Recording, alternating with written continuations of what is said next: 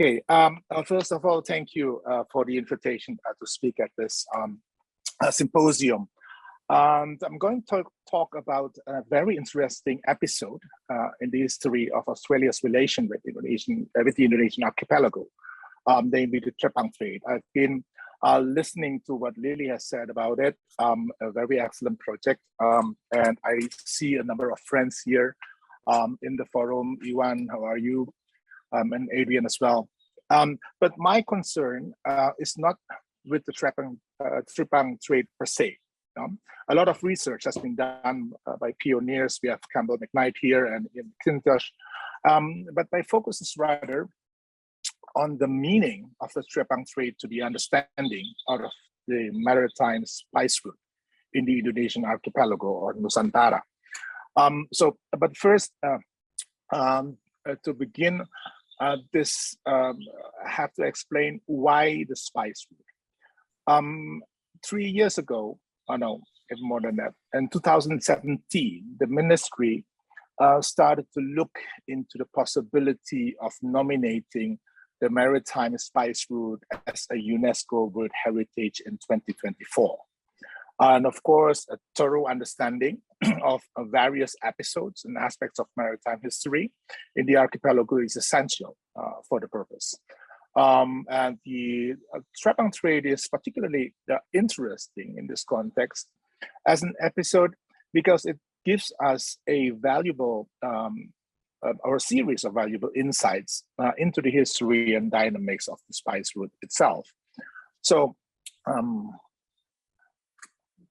and if you look at the historical narrative so far about the spice route, it has been presented largely as a European affair. No, Europeans exploring the world in search of spices, and in most studies about that, the sources that have been used are stories and records of sailors, soldiers, priests, colonial officials, and so on. And in most cases, the narrative ignored the presence, let alone the participation of indigenous communities in their stories. And this is partly because of language barrier, but I think there is also a methodological issue involved in that. So in most books in the, mainstream history of the spice route, the story that stands out is the story of conquest and competition among the imperial powers themselves. The indigenous communities are relegated to the background, and in geographic terms, the historical narrative has been built around stories of colonial ports and cities, which have indeed left significant numbers of buildings and forts across the archipelago. And one of my jobs at the Directorate General of Culture is to look after these historical buildings, their preservation, and so on. And this, of course, has a big impact to the plan to nominate spice route as a UNESCO World Heritage, because if the focus on tangible cultural heritage, then we would leave out a lot of important traces or historical traces in the story, because indigenous communities in many cases leave no significant trails in terms of built heritage, because many of them are mobile in nature, who lived in semi-permanent settlements using perishable materials for their houses. So the focus on built heritage would probably prevent us from having a better understanding of the spice route. And this is what brought us to intangible cultural sources, language, artistic expression, visual art, oral tradition, and so on. And here you have like an image, a very typical image from colonial times, like painted in 1619. And on the right side, you have the image from the mid-19th century, where you can really see indigenous people basically posing in a European way, a typical depiction from a European perspective of indigenous communities compared to these drawings, aboriginal drawings from Arege, I suppose, about the Makassar Perahu and also trepang processing sites, taking records of what kind of tools are being used and so on. And what I think what is most interesting to me is the Aboriginal drawing of Makassar itself, kind of outlining the geography of Makassar from Aboriginal perspective. And this, I think, are very important sources that have been, if not neglected, understudied. So a shift of focus from heritage buildings to intangible cultural heritage, and from written documents to different forms of cultural expressions has an enormous impact on the methodology and scope of the project, the nomination project. And I think it also brought us into an interesting interdisciplinary conversation involving historians, archaeologists, anthropologists, linguists, geneticists, and you name it.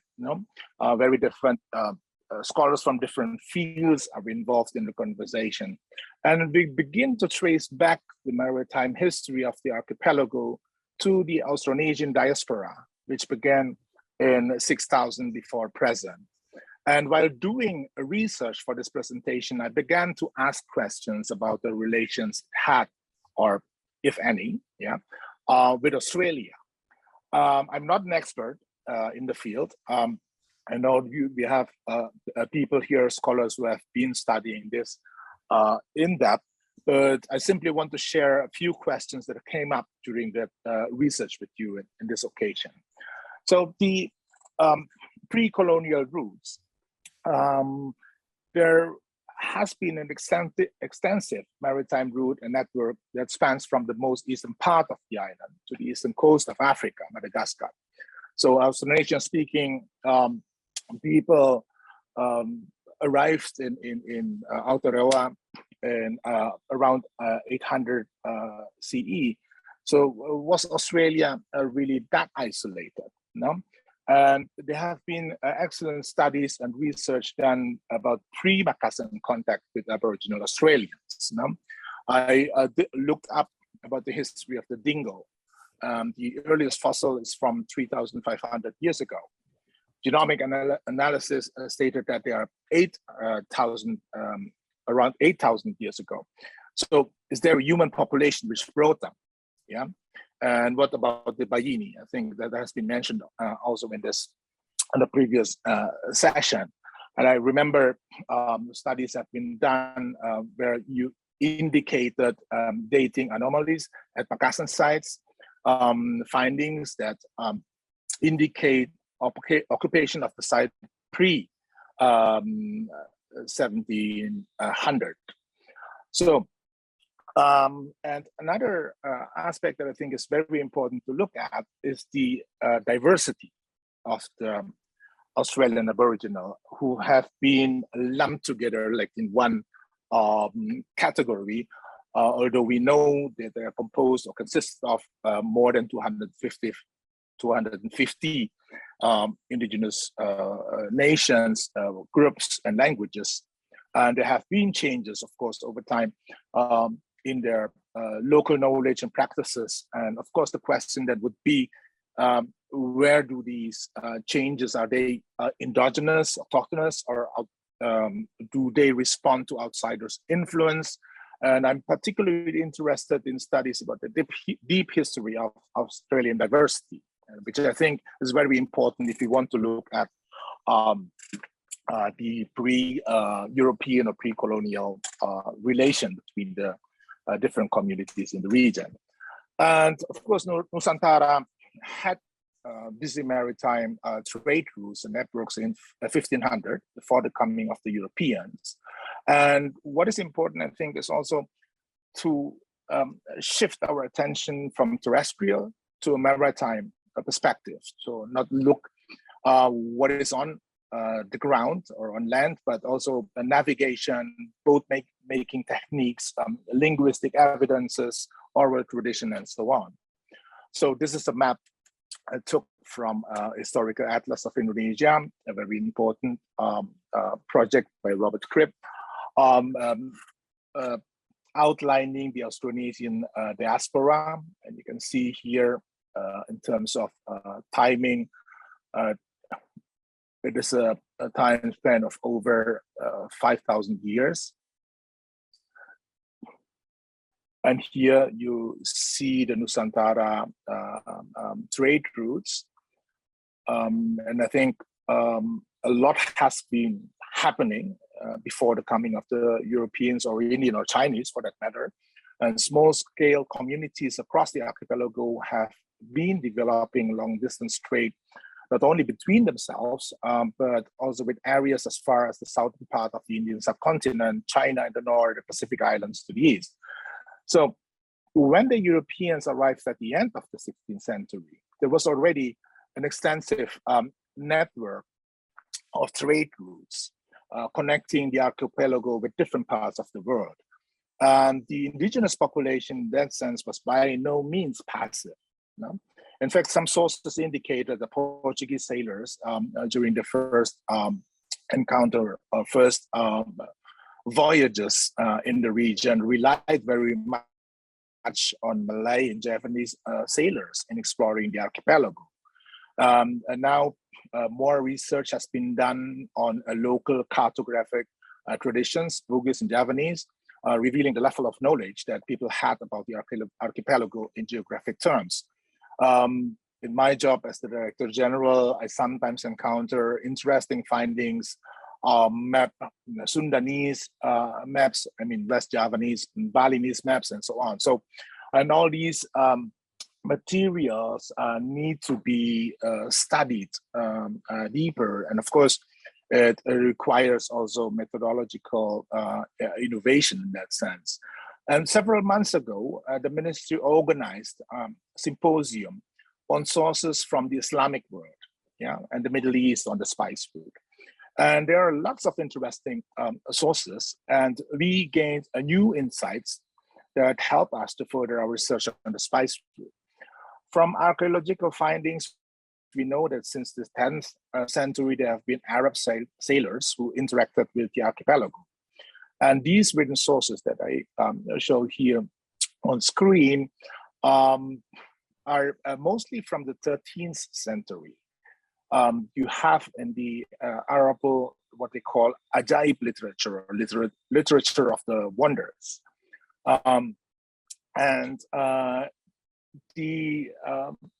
It's a large bulk of material. And one of the outcomes of the symposium that I also like to share here is the creation of special MA and PhD projects to encourage younger scholars to dig into these materials. I'm looking forward if we are, if it's possible, to cooperate with universities in Australia to develop these projects further. But again, there's something much more important, I think, than simply asserting the existence of a pre-colonial history to the spice route. And this is actually my core argument here, that even during colonial times, or what is supposed to be the height of colonial rule, there were many trade routes which were outside of the control of colonial powers. Even in areas like Maluku, where the VOC presence was militarily very significant, we keep on seeing reports from harbor masters and VOC officials in Makassar, Batavia, Ambon, and other places, and showing how they have difficulty controlling all these economic activities in their respective areas, let alone to control the hundreds or even thousands of small-scale communities who were roaming the archipelago regardless of the change of administrative power, even until today. I remember in 1999, I was in East Timor, in the northern part of Los Palos, and I was in a small meeting, a gathering with some fisher folk, and it turned out that a few of them are actually people from the south part of Sulawesi.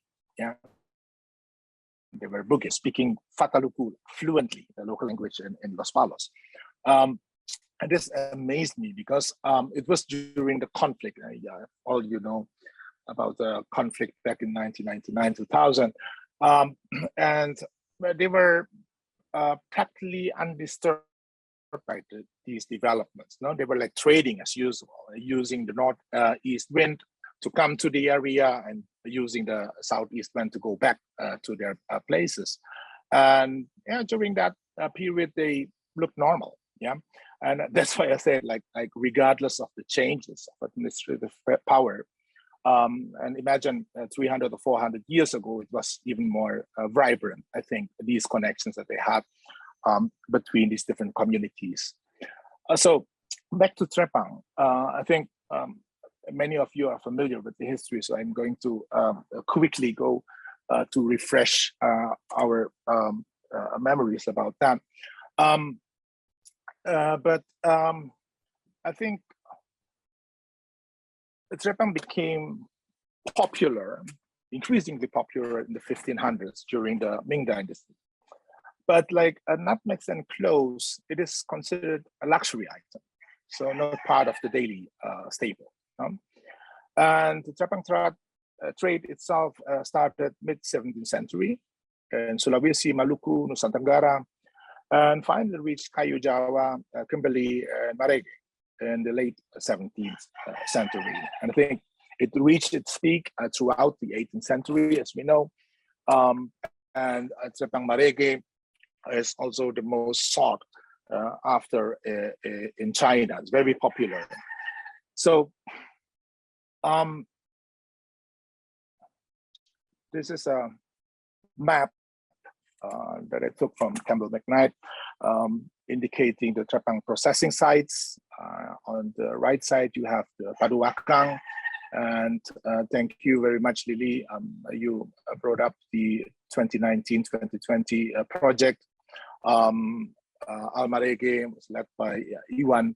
And I think Iwan can also talk to this in this occasion, explaining the navigation, technology, etc., that has been used during that project, which helps us to reconstruct what was it like back in the 17th century. So the trepang fleet itself consisted initially starting with like 20 ships in the beginning, but when the trade intensified, when demands were increasing, one fleet could involve 50 to 60 ships with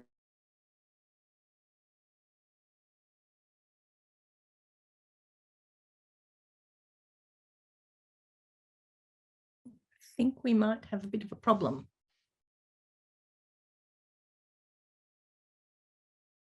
I can see, I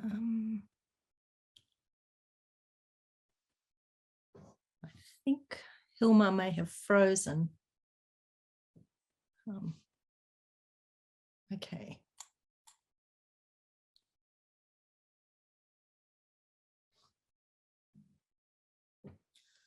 Okay. Perhaps while Hilmar's trying to work out what to do, I might just mention a couple of comments that have been made in the chat already, and hopefully Hilmar will be able to rejoin us. But both Matthew and Campbell have pointed out a couple of ways in which the Robert Cribb map needs to be updated, and a couple of the dates are perhaps a little bit out of date now. I wondered also if that was thinking 1200 rather than the BCE. That was, I wasn't quite sure. Matthew, are you there? Yep. Yep, you are. Great. Do you want to just quickly tell us why you think the maps need to be updated? That would be so helpful. Oh, well, these historical atlases all over the world, they're usually sort of 10 to 15 years or 20 years out of date. And I don't know what the date of the Cribb Atlas is, but he clearly didn't consult any living archaeologists. I mean, yeah, the move out of Taiwan into islands Southeast Asia of Austronesians is about 4,000 years ago. It kind of flashed by too quickly for me to see, but I think they had it earlier. So it's just the usual thing that these atlases, reflect knowledge of Yes, people are senior scholars of long ago, but there's been enormous amounts of work done since. Yeah, Adrian is saying it was yes, just goes back the about dates of the atlas. Thank you, Matthew. Hilmar, sorry, we lost you for a moment there. Sorry, yeah. That's okay. I'm very glad you were able to make it back. Thank you, Adrian, and thanks, Matthew. Yeah. So just continue. The Directorate was largely a multi-ethnic enterprise. Although they are collectively called Macassans, actually they are also from different ethnic groups in the archipelago: Makassar, Bugis, Sama Bajo, and also people from Aru, Timor, Java, and Papua.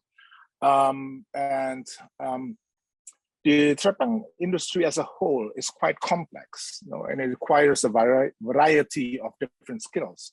Navigation matters, as previously mentioned, are based largely on oral tradition, knowledge of stars, currents and eddies, wind, tides and swells, and so on. Fishing itself requires knowledge of the trepang's whereabouts, and I think this is the role, the important role that the Sama Bajo people play in that. In the industry, and people have to dive into the depth of 20 meters. And of course, preservation of the catch itself is also quite complicated, because if you do it wrongly, then it wouldn't be able to. Hello? Yes, you're here. We can hear you.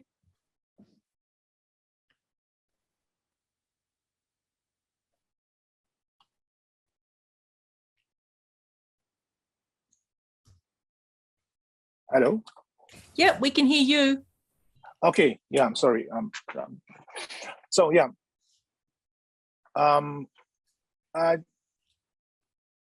Yeah, an exchange of knowledge also took place between the Makassans and Aboriginal Australians.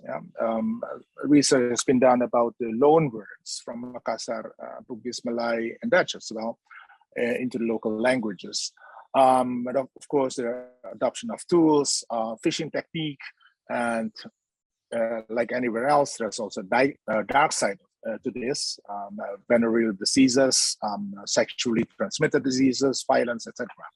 And research has been done to document the impact of the Makassar or the trepang trade to Aboriginal culture and history.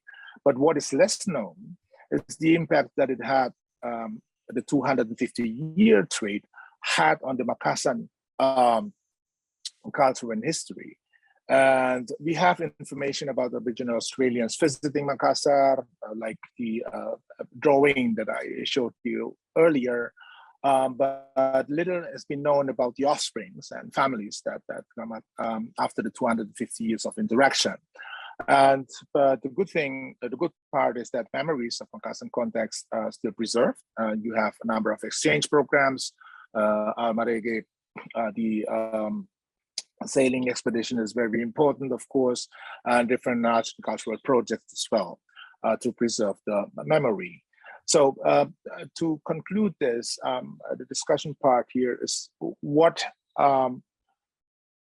does the trepang trade do to the spice route, or to the nomination of the spice route? And my initial conclusion is that the trepang trade was exclusively non-European. It challenges the idea of European domination during the colonial period. It was composed of small scale communities of sailors, fisher folks, orang laut, sea people, traders, with support from Chinese and Bugis Makassar capital and orang kaya in Makassar. And it is clear that colonial domination, even during the height of colonial power, was never total. Small-scale communities remained autonomous and out of the reach and interest of the colonial state. Many regions in the archipelago remained independent, so to say, dealt with the colonial state as sovereigns. And this is an important debate in Indonesian historiography. One side, the nationalist perspective on history emphasizes the 350 years of colonial rule while research has shown that in most cases, in most areas, indigenous communities had little contact with colonial state whatsoever, in some places even up to the 1980s. No? And the third one is that the trade form different routes that connected Marege and the southern part of Nusantara with China, with Manila and Makassar serving as trading hubs. You know? And more research is needed to identify trading, the different trading routes and products along or connected to the spice route, which I think would enable us to have a much better, richer understanding about the spice route. And the relationship between the Makassar and the Aboriginal people of Marege, as Lily has mentioned earlier, are largely equal. Of course, there are problems, conflicts, violent outbreaks every now and then, but the Makassar did not exert full control over Marege. Yeah? Conflict and violence occurred, but there was no deep-seated animosity between the participants of the trade, as far as I can tell. And the trade also formed a complex knowledge system about the sea product itself, from the fishing phase to preparing and preserving, and also navigation, which is very complex. And I think we have Iwan here who can help us to understand that in much more detail. And these navigation skills are not based on modern cartography, but oral tradition. And even boat making is based with no design with no paper involved. No, sailing skills that have been passed on to next generation by oral transmission. So far, correct me if I'm wrong, there has been no indigenous written record about the trade itself, either from the Australian or from the Makassar side. So by looking at the trepang trade and to try to integrate it into the narrative of the spice route, I begin to see, and it confirms our earlier findings, that studies of small-scale societies along the spice route or smaller maritime routes are very, very important. Yeah, because in many cases, they are either the divide, the norm, an exception to the rule. But if you put it together and look at these like complex interplay and the interconnections that they have, they give you a completely different a view of the spice route, like seen from the perspective of small scale societies.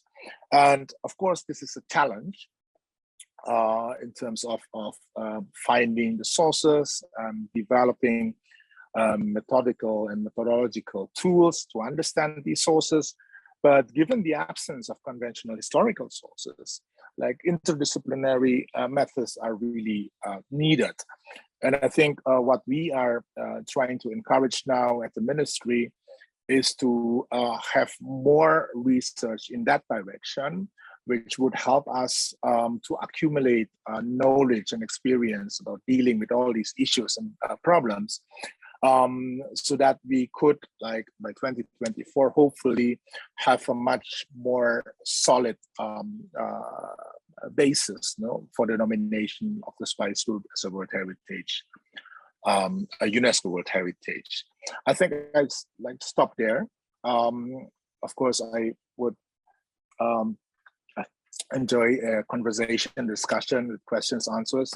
Not that I can answer everything, but yeah, of course, I'd love to hear also views and perspectives from participants in this conference. Thank you. Thank you very much, Hilmar. If you'd like to, you can. Yeah. Yeah. Thank you so much. Himanshu has put a hand up already, so let's go straight to you. Thank you very much, Hilmar, and thank you very much to the organizers for this. I really enjoyed it. And I'm very pleased that you raised the question of World Heritage.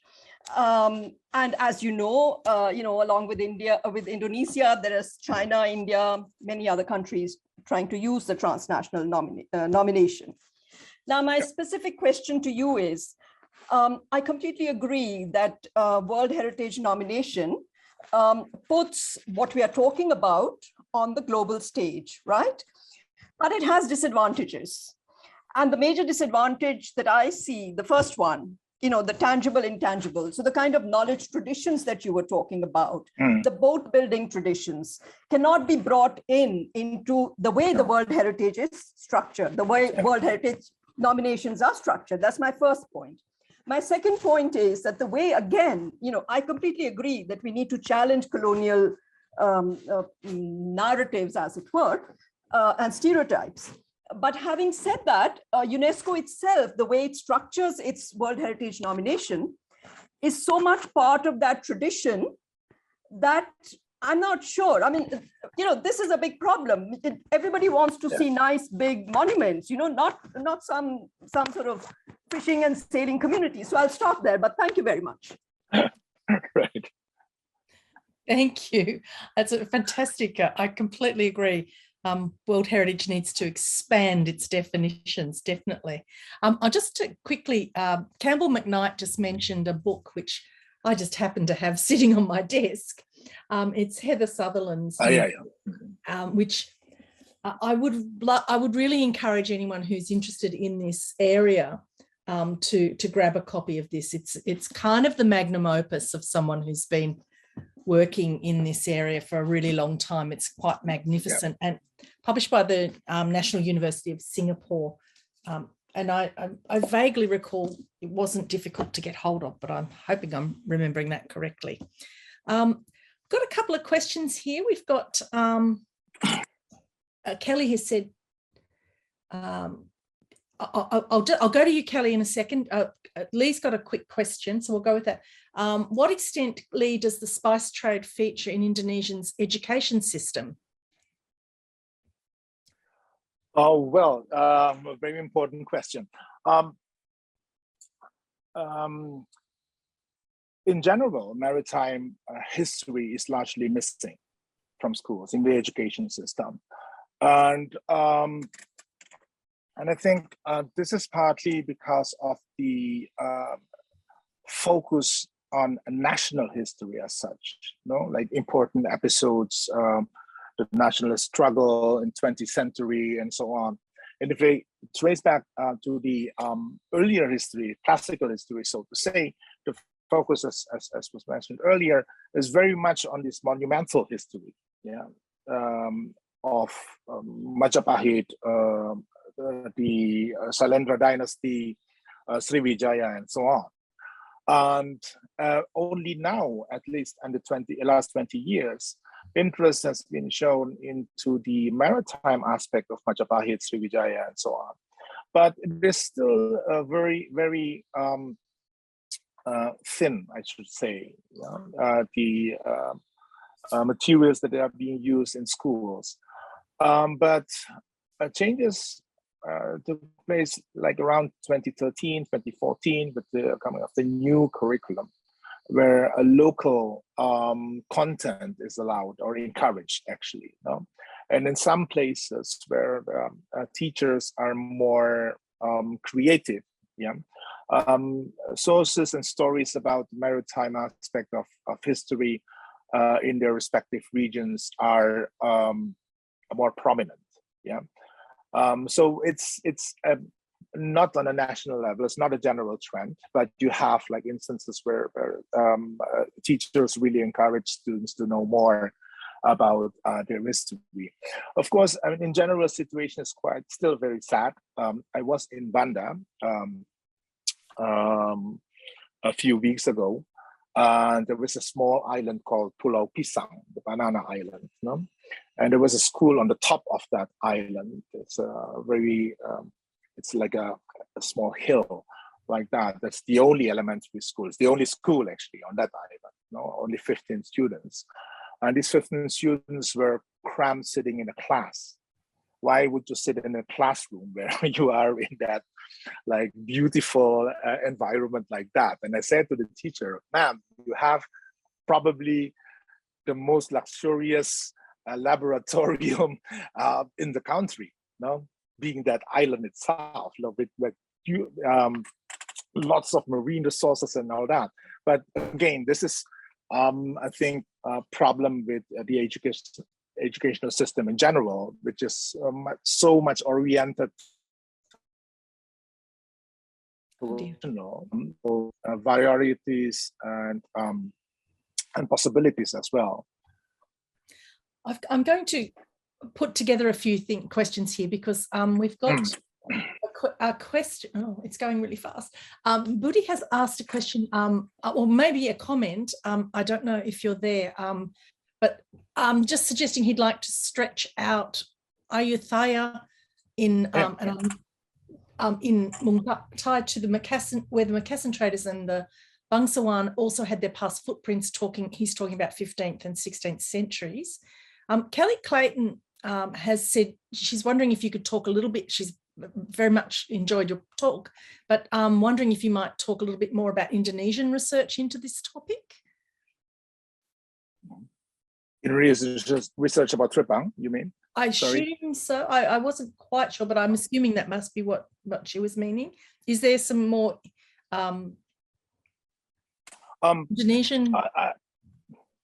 Yeah, I remember that Dedi Aduri, he's a researcher from LIPI. He has done extensive research about the trepang trade history and also the contemporary conditions of the sailing community, the coastal communities, and in that region. So there is research about that. But in terms of connecting it with history and even like ancient history in that sense, is quite rare, I should say. Not much has been done. People who are interested in pre-colonial history focus pretty much still on this monumental history, built heritage and all that, while people operating in eastern part of Indonesia are more into anthropology. So combination of all these, like that interdisciplinary conversation that I was talking about is still quite like missing. It's still in its early stage. Now, we want to see more. I gather Kelly's asking about you mentioned a recent Indonesian symposium on the spice route. Perhaps if you could just tell us, or just give us the reference to it, we might look it up. Oh, sorry. Wait, I have to do this.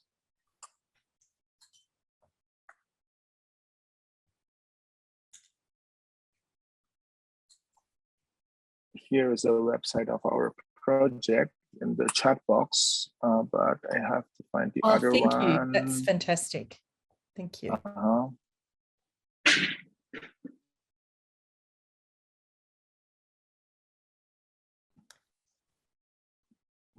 I'll just respond to Jeffrey Malifont's not so much question as a statement that he's long been puzzled by the absence of traces in Northern Australia apart from the last few centuries. And that's very much the motivation for this project, this Global Encounters project, that we are also fascinated by.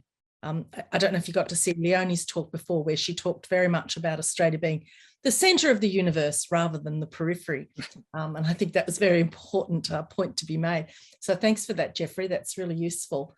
And also sorry, Jeffrey, did you have something you wanted to say? No, okay, thanks. Also, both Ian McNiven just observed that the World Heritage nomination dossier for the recently listed Budj Bim Indigenous Cultural Landscapes in Southeastern Australia makes extensive references to intangible heritage. And Matthew has made a similar comment about Chief Roy Martyr's domain, the World Heritage Site in Vanuatu, depends on the links between oral tradition and archaeology. So lots of intangibles in there as well. Now, what else have we got here? Sorry, they were coming in thick and fast. Oh, sorry, someone here has asked about records in relation to art, the geometry of paintings, textiles, art traditions, and I guess as another strand of evidence. Is that something you've looked at? Yeah. Paintings or visual art in general is very important, no? And as we can see from the rock art in Marege, not only about what is being painted, but how it is painted. You know? And yeah, of course, I've been teaching art history in the university for several years, and I think there's still little understanding about indigenous visual art, which has been sometimes like relegated to a second status like that, no? Because people tend to focus on the fine art, not on visual art in the general sense of the word. But yeah, I think they are very important, and the images that I showed you from the 13th century art sources are also very illuminating. There are images about their wild imagination of the sailors. Remember Sinbad and all his stories about like the wonders of the lands. They are actually depicted clearly in these sources. You have Naga, the dragons in Southeast Asia, and all these like different creatures, which tells us a lot, and not so much about like historical facts, but the understanding about the others in the sense of like Southeast Asia and Al Hind to the east of India, the land below the winds. You know? So yeah, they are important sources, and I think from a methodological perspective, we need more interaction with people studying visual art to gain their insights, yeah, about these sources. But yeah, I think Adrian mentioned Horst. Yeah, he's a very important person. He was involved in the project itself. We had a wonderful and utterly charismatic and I should say eccentric presentation from Horst. Yes. He's I think best historians that we have about this period, one of the best. Yeah. Look, Heather Dalton has raised the question of the cockatoos in New Guinea and the island of Indonesia being traded into Egypt and westward from at least the 13th century and possibly before. She's actually discussed that as a reference here. We will be saving the chat, so if you want that, we can follow that up for you. And Adrian followed up saying that cockatoos are also found, although they're also found on Javanese relief temples.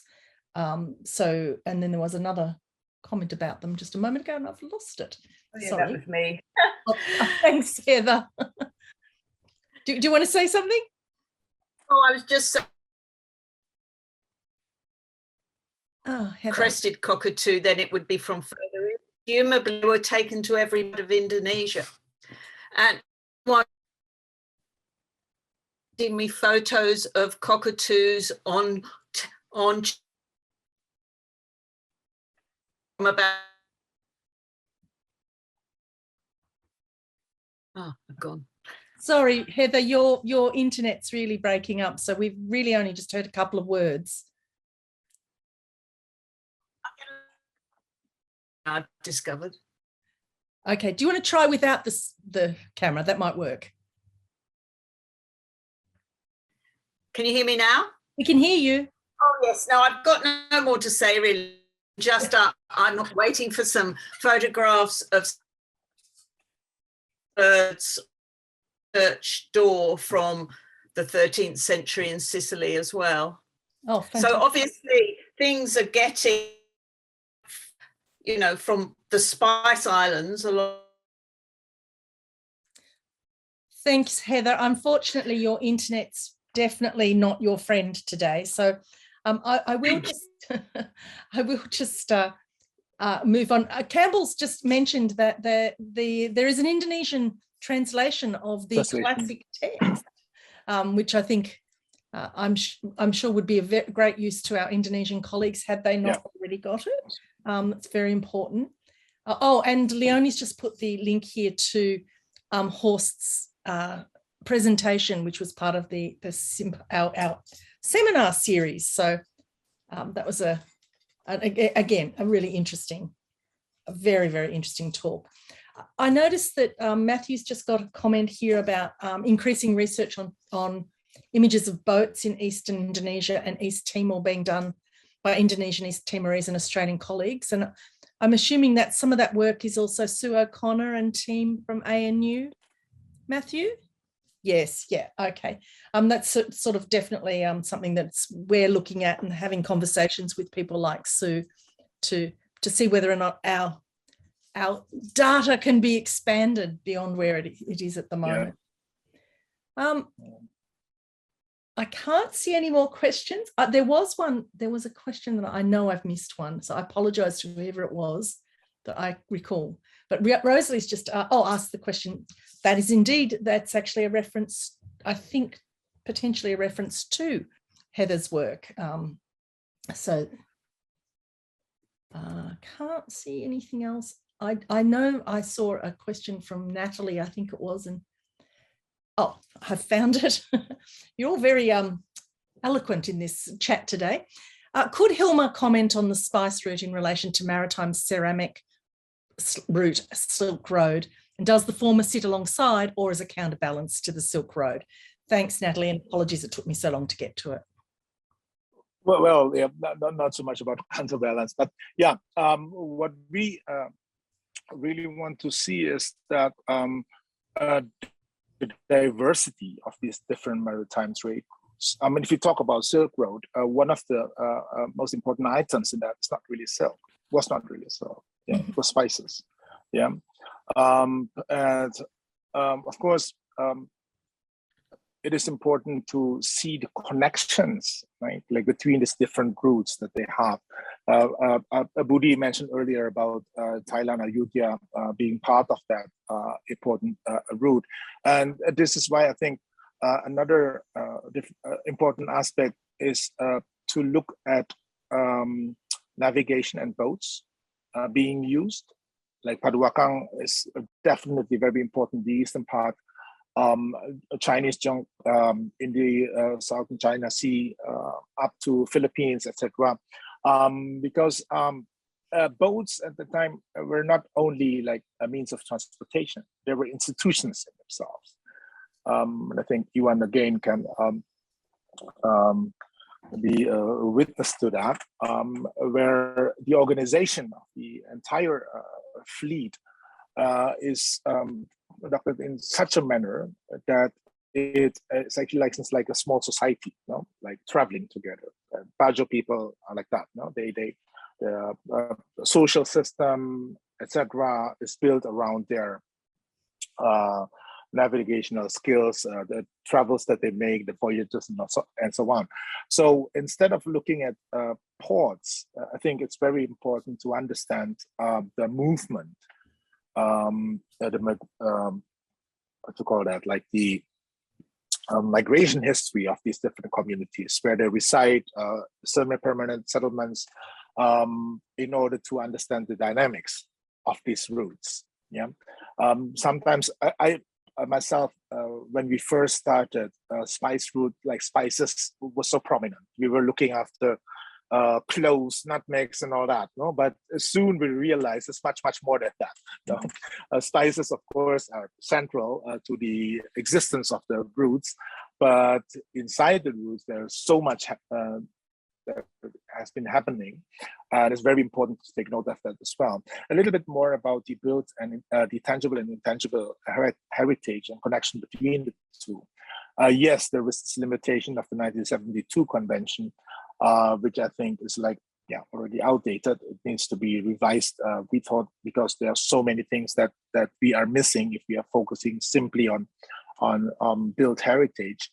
But for us, of course, nomination is one thing, but developing a knowledge about like maritime history in the region with all these different aspects, regardless of the nomination itself, is another thing. And I think now some of us in the project focusing really on the nomination process itself, but I think a large section of the project is now directed towards more educational purposes, like research, history, and so on. So like a two-track thing, but the second having have gained much more importance in the last few years.